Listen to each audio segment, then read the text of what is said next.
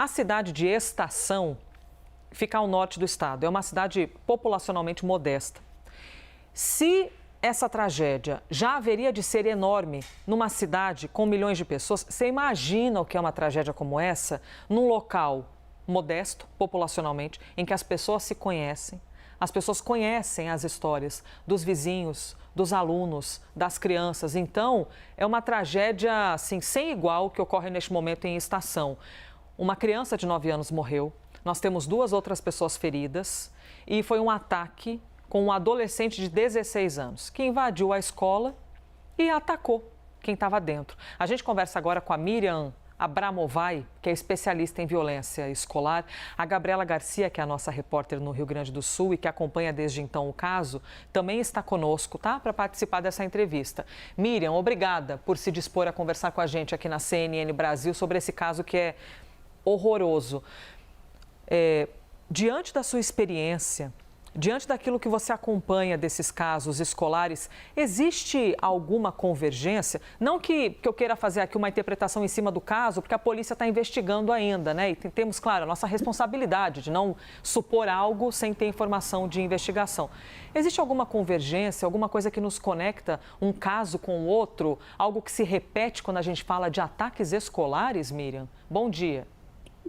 Bom dia, Elisa. Bom dia, Gabriela.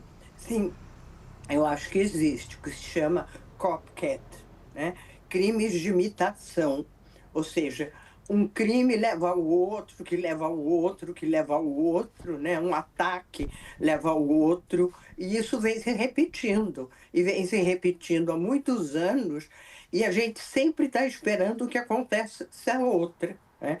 Por isso é tão importante as políticas públicas em relação à convivência escolar. Porque se você pensou, se esse menino entrou na escola, por alguma coisa ele entrou. Ele não foi a um shopping center, ele foi à escola que ele estudou. Algum problema aconteceu na escola. Sem querer culpabilizar a escola, as escolas, e sendo uma coisa muito mais ampla, as escolas tem que ter políticas públicas federais, estaduais e municipais de convivência escolar, porque senão esses crimes vão se repetindo como está acontecendo até agora. Seguimos ao vivo com Miriam Abramovay, especialista em violência escolar, e agora eu passo a palavra para a Gabriela Garcia. Gabriela, inclusive, a gente tem alguma informação, porque esse autor do ataque, até onde se sabe, não era aluno da escola, mas você contou agora há pouco que ele conhecia funcionários, né? Que um dos funcionários até contou que, olha, parecia uma boa pessoa, parecia um menino tranquilo. Exatamente. Bom dia, Miriam, para você. Bom dia novamente, Elisa, e a todos que nos acompanham. Na cidade, isso é falado, né? Que esse menino era um menino, entre aspas, conhecido por todos, de uma família conhecida. Então, uma cidade pequena, mas um pouco mais de 5.500 habitantes. Por isso, os funcionários, os professores da escola não imaginaram que ele pudesse fazer algo assim quando ele pediu para entrar na escola para deixar um currículo. Por mais que a gente tenha essa ideia, né, Miriam, queria perguntar para você, principalmente em cidades pequenas, dessa falsa sensação de conhecer as pessoas. Quais são os sinais, então, para as famílias ficarem atentas? Também as próprias escolas, né, para que um caso como esse não aconteça, um adolescente não tome uma atitude tão drástica e cruel como essa. Existe uma maneira de proteger também esse adolescente e ver os sinais antes de acontecer uma tragédia como essa? Existe, mas a gente vê que é muito difícil, né? Em geral, esses meninos são meninos que ficam muito tempo na internet, são pessoas isoladas, são pessoas com pouca socialização, né? Você falou que esse menino não era da escola, mas pode ser que ele tenha sido, né? Que é uma escola municipal, não sei, que ele tenha sido, porque ele escolheu a escola como ambiente para entrar e matar. E evidentemente que ele não tinha nada contra esse menino que ele matou e as outras pessoas que ele feriu, não devia ter nada especificamente, mas quando esse tipo de violência, de crime acontece, a ideia é matar e ferir o maior número possível. Por quê? Porque dessa forma também tem outro lado da personalidade dessas pessoas, desses garotos, que em geral são homens, né?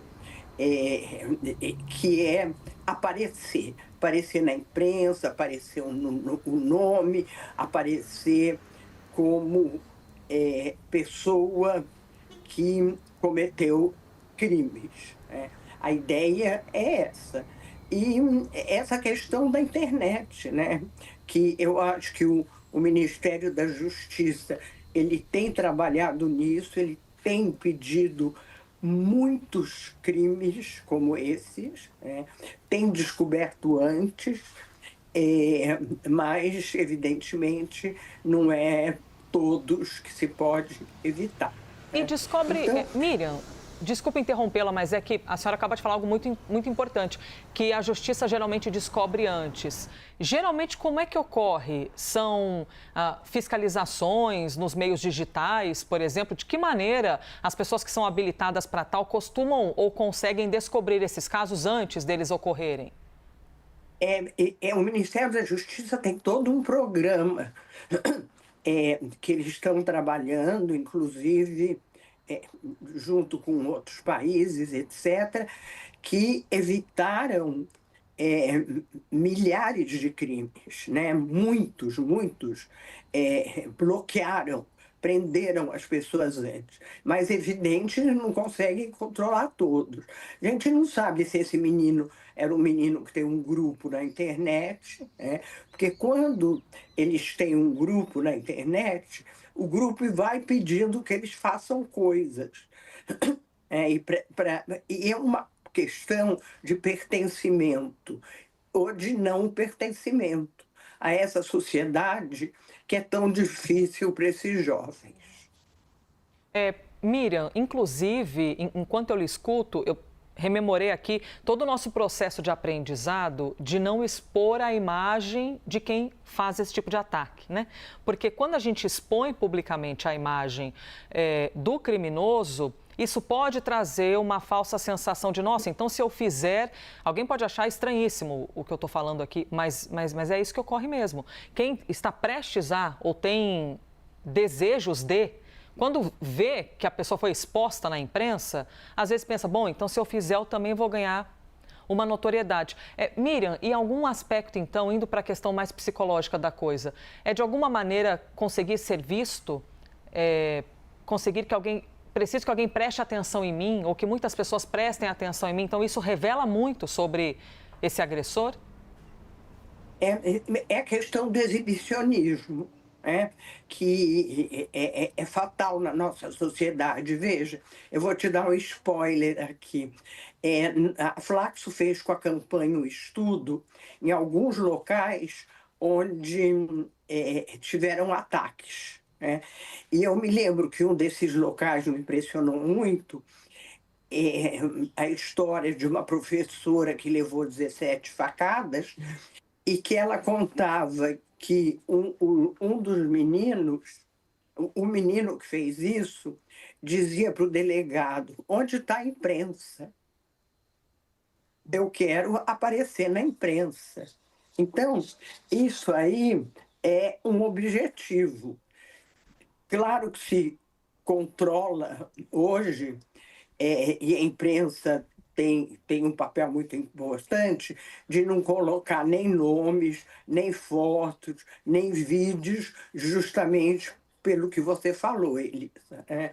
Mas é o que um autor chama da sociedade do espetáculo que nós estamos vivendo. Então, nesse sentido, esses meninos têm isso muito penetrado neles mesmos. Muito obrigada pela entrevista. Miriam Abramovay é especialista em violência escolar, ou seja, acompanha muitos casos e reitero aqui, a nossa ideia não é fazer interpretação em cima deste caso e a Miriam, brilhantemente, claro, já está habituada a isso, evidentemente não o fez, mas só para ressaltar que nós estamos aqui discorrendo sobre casos em escolas e não sobre o caso em si, porque a polícia ainda está fazendo a investigação para compreender quais foram os motivos, né, que levaram esse jovem a atacar e matar uma criança de 9 anos. Miriam, muito obrigada. Bom dia para você. Gabriela, muito obrigada também. Já a gente volta ao vivo contigo no Rio Grande do Sul para atualizarmos esse caso.